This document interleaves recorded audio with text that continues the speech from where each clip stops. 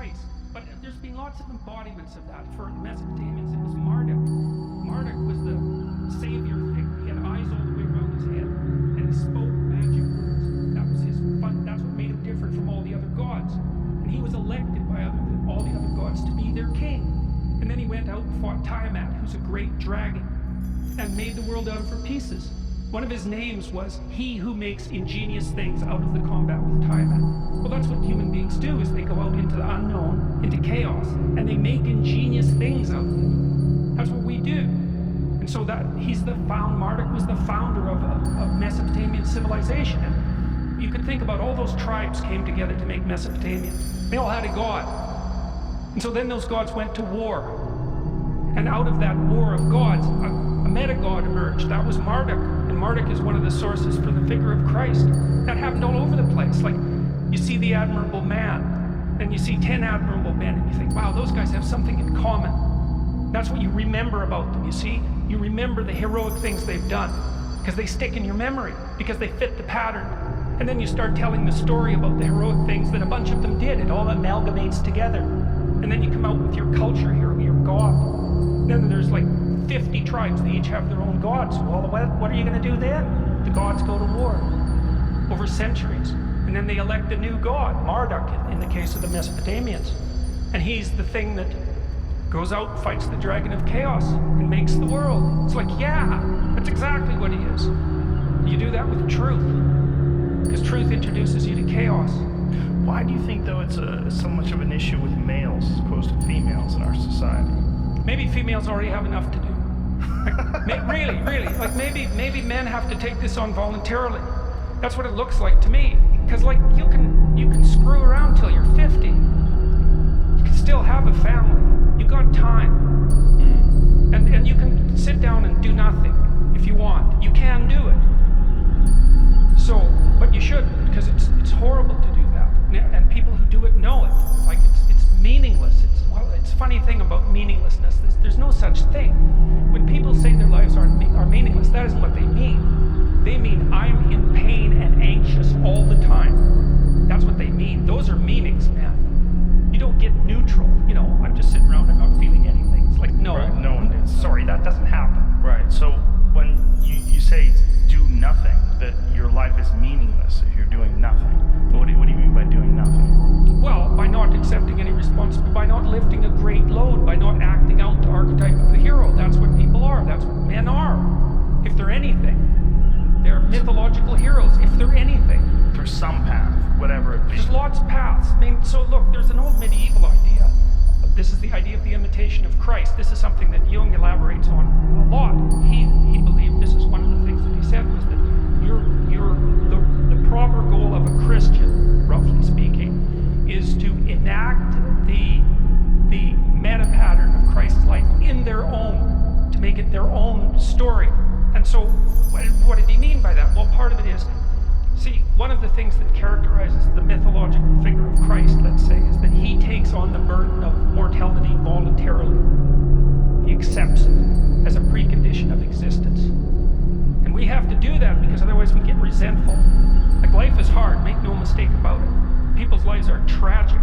You know, if you pick a random person off the street and you ask them about their life, man, usually there's things that have happened there. You know, they just beggar the imagination. It's no wonder people are angry and resentful and bitter. But the way out of that is to accept it, to accept your mortality, and that helps you transcend it. That's partly what the crucifix symbol means, because it was accepted voluntarily. You have to accept your death voluntarily.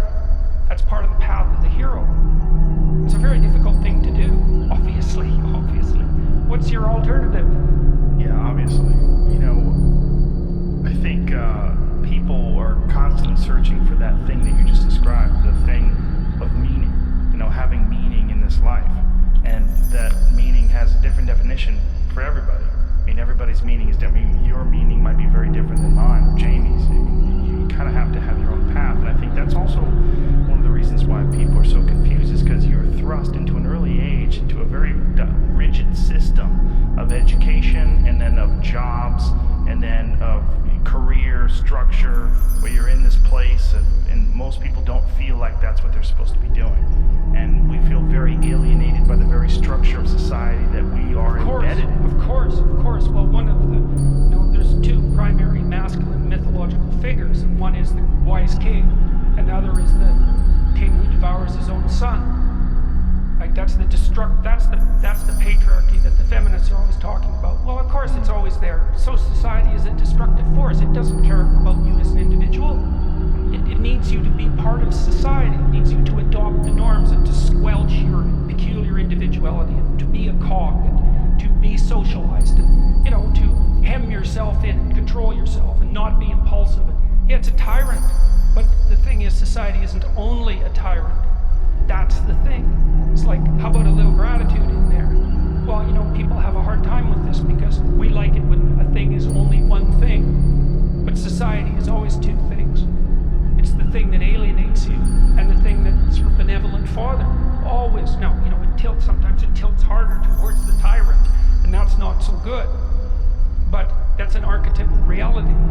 So, what do you have to contend with in life? This is why these are archetypal realities, because everyone has to contend with them. You have to contend with yourself and the adversary that's inside you that seems to oppose your every movement. The fact that that you just can't move forward smoothly through life without being in conflict with yourself. So there's the hero and the adversary on the individual level. And then on the social level, there's the wise king and the tyrant. You're always going to run into that. I don't care if you're a Bantu tribesman or a New York lawyer. All those things you're going to run into. And then in the natural world, you're going to run into the destructive element of nature, right? That's the Gorgon. You let that thing get a glance at you and you're one like frozen puppy. But also there's the benevolent element of nature. That's feminine, that's Mother Nature. Both of those extremes.